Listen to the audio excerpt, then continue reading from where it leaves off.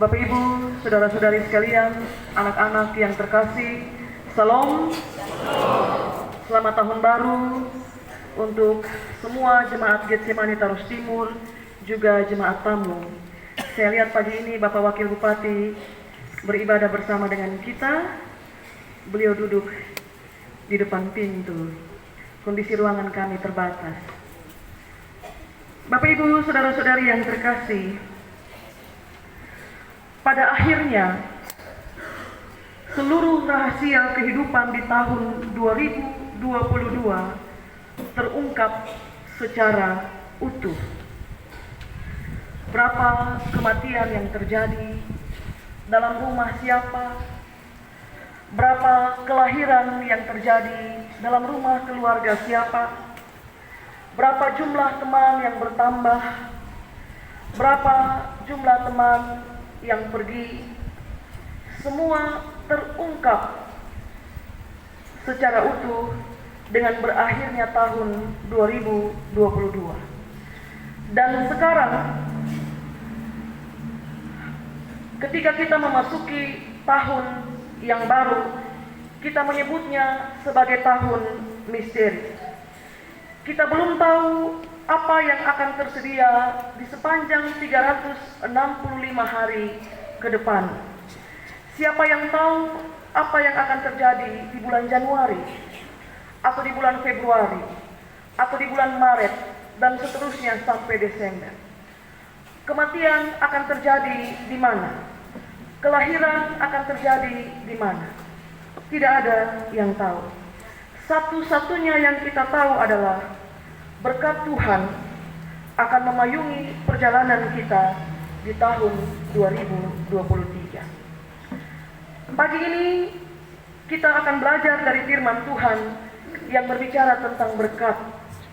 Ucapan berkat yang harus diucapkan oleh Harun dan anak-anaknya kepada bangsa Israel. Bapak Ibu, saudara-saudari semua anak-anak yang terkasih dalam Tuhan, jabatan imam adalah jabatan dalam umat Israel yang sangat penting. Seorang imam dalam perjanjian lama sampai perjanjian baru, dia adalah wakil manusia dalam urusan-urusan mengenai Allah. Allah berbicara kepada umat melalui imam. Dia akan menyampaikan semua ketetapan-ketetapan Tuhan bagi umat. Segala pelayanan yang berlangsung di Bait Kudus dilayankan oleh imam. Seperti salah satunya, imam akan memimpin pelayanan kurban. Kurban penghapusan dosa, korban pendamaian, korban bakaran. Imam melayankan itu. Membersihkan darah anak domba yang disembelih untuk menjadi tanda penghapus dosa umat. Itu semua dilayankan oleh imam. Selain dia memimpin pelayanan kurban, tugas seorang imam yang lain adalah dia menaikkan doa syafaat, dan yang ketiga, dia mengucapkan berkat. Jadi mengucapkan berkat dilakukan oleh imam. Satu kali Bapak Ibu, saya bertugas di Kalvari Momere. Ketika COVID melanda, kita semua beribadah dari rumah. Liturgi dibuat dan dikirimkan ke rumah-rumah jemaat untuk mereka beribadah secara mandiri. Berlangsung beberapa minggu, ada masukan menyampaikan, kami merasa bahwa kami tidak pantas untuk mengucapkan berkat sekalipun itu tertulis dalam liturgi. Atas masukan itu kemudian seorang jemaat menyumbangkan kamera, dan sejak saat itu sampai kemudian kita kembali beribadah, kami melakukan pelayanan ibadah secara daring. Umat menerima berkat secara daring. Mereka merasa kami tidak pantas untuk mengucapkan berkat itu.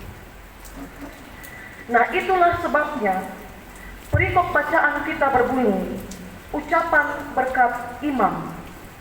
Dan itu disampaikan Musa kepada Harun dan anak-anaknya supaya mereka mengucapkan itu kepada bangsa Israel. Kenapa Harun dan anak-anaknya? karena mereka adalah imam. Kita lihat isi ucapan berkat itu.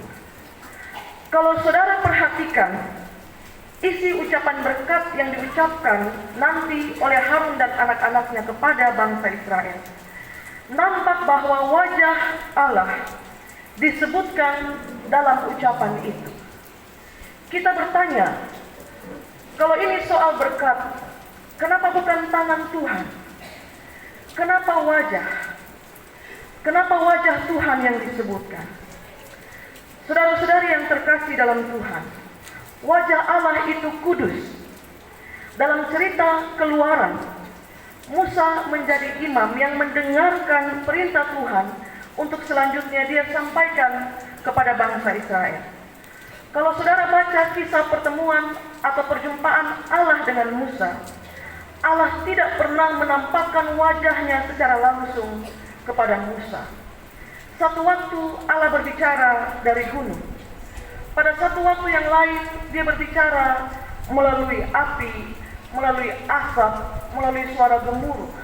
Dan pada satu waktu yang lain Allah berbicara dalam awan yang tebal.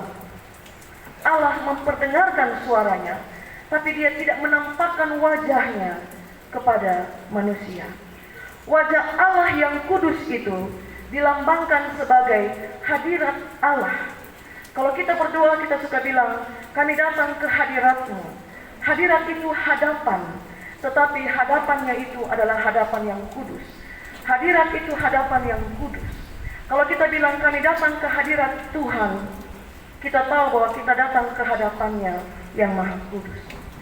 Umat percaya bahwa ketika Allah berkenan menghadapkan wajahnya kepada mereka, api, asap, gemuruh, awan tebal, itu Allah sedang memperhadapkan wajahnya kepada mereka. Umat percaya ketika Allah menghadapkan wajahnya kepada mereka, itu menjadi tanda perkenanan Allah, menjadi tanda bahwa Allah hadir di tengah-tengah mereka.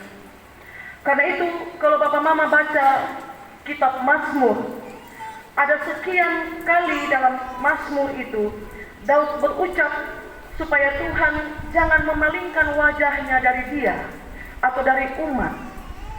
Saudara tahu apa artinya? Kalau menghadapkan wajah sama dengan Allah memberikan perkenanan bagi manusia, maka memalingkan wajah itu melambangkan penolakan. Umat merasa senang, diberkati ketika mereka tahu Allah menghadapkan wajahnya kepada mereka. Tapi ketika Allah memalingkan wajahnya, tertulis dalam Alkitab, kami terkejut. Kenapa terkejut? Karena itu menjadi tanda penolakan, tanda amarah. Karena itulah ucapan berkat itu tertulis begini. Tuhan memberkati engkau dan melindungi engkau. Tuhan menyinari engkau dengan wajahnya dan memberi engkau kasih karunia. Tuhan menghadapkan wajahnya kepadamu dan memberi engkau damai sejahtera. Dia memberkati dan dia memberi perlindungan.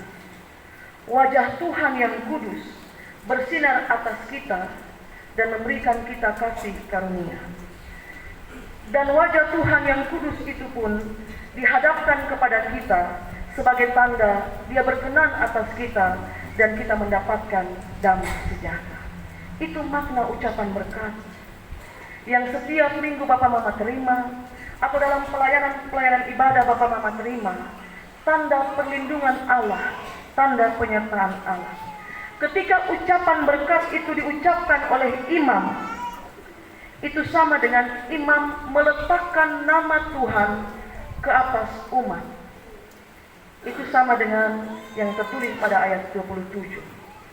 Ketika nama Tuhan diletakkan ke atas umat, maka berkat dan perlindungan itu tercurah atas mereka. Sinar wajah Tuhan menyinari mereka dengan kasih karunia, dan hadapan wajah Tuhan itu memberi damai sejahtera. Maka berkat yang tercurah adalah berkat perlindungan, berkat kasih karunia, berkat damai sejahtera. Sekarang berkat itu akan diucapkan oleh imam. Nama Tuhan akan diletakkan ke atas jemaat yang memayungi perjalanan di tahun 2023. Mata jasmani kita belum melihat apa peristiwa-peristiwa yang terjadi dalam rentangan 365 hari. Tapi berkat yang sudah tercurah di awal tahun akan memayungi perjalanan di sepanjang 365 hari itu. Kita tahu bahwa ketika nama Tuhan diletakkan ke atas kita, maka berkat perlindungan, berkat kasih karunia, dan damai sejahtera akan menyertai perjalanan kita. Pertanyaannya sekarang, apakah dengan berkat yang sudah diletakkan ke atas umat, maka kegagalan, maka duka cita, maka sakit penyakit tidak akan kita alami di sepanjang tahun? Berkat adalah perkenanan Tuhan atas kita. Maka dalam perjalanan ini, kegagalan bisa ada, duka cita juga bisa ada, sakit penyakit bisa ada. Tapi ketika itu kita alami, kita ingat nama Tuhan sudah diletakkan ke atas kita dalam pengucapan berkat oleh imam. Perlindungan, kasih karunia, dan damai sejahtera itu menjadi jaminan bahwa dalam kegagalan, dalam duka, nanti dalam sakitmu, Tuhan menyediakan penyertaan dan perlindungan. Kalau begitu, apa yang harus ditakutkan? Kalau nama Tuhan sudah diletakkan ke atas umat, ke atas kita, maka berjalanlah dengan berani, maju dan hadapi semua misteri yang terbentang di 365 hari dengan berkat yang sudah diterima. Karena itu, saudara-saudariku, jika engkau jatuh 7 kali, engkau harus bangkit 8 kali. Karena berkat sudah diletakkan atas. Jika engkau takut, engkau harus berdoa di dalam nama Yesus. Jika engkau mengharapkan keberhasilan dan kesuksesan, maka berjuanglah dengan jujur dan andalkanlah Tuhan yang telah meletakkan namanya ke atasmu. Jika engkau marah karena engkau disakiti, ampunilah 70 kali 7 kali, pengampunan tanpa batas. Kenapa?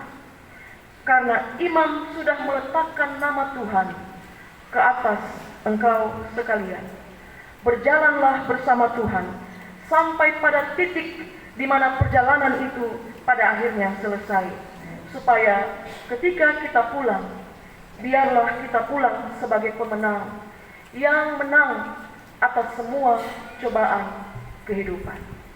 Kita pulang dengan menerima dan membawa berkat yang ditumpangkan ke atas saudara-saudari sekalian. Maka sesungguhnya keramaian kita dalam beribadah seharusnya bukan hanya 31 dan 1. Tadi malam 735 orang, pagi ini juga mungkin sama. Seharusnya Januari, Februari sampai Desember jumlah ini pun sama. Gereja akan menyiapkan tenda pada setiap minggu karena memang gedung kebaktian kita terbatas untuk menampung jumlah umat yang banyak. Datanglah dan terimalah curahan berkat yang diletakkan ke atasmu untuk kemudian pulang dan mengerjakan segala sesuatu dengan berkat yang sudah diletakkan. Mazmur 133, minyak yang baik yang dicurahkan di kepala meleleh ke janggut Harun dan meleleh ke leher jubahnya. Tidak dicurahkan di pundak, berkat itu dicurahkan di kepala. Nanti dari kepala dia terus turun sampai ke bawah. Terima berkat yang diletakkan di atas umat. Selamat tahun baru Bapak Ibu saudara-saudari sekalian. Sampai kita bertemu minggu depan untuk menerima curahan berkat Tuhan. Amin. Kita mendengarkan puji-pujian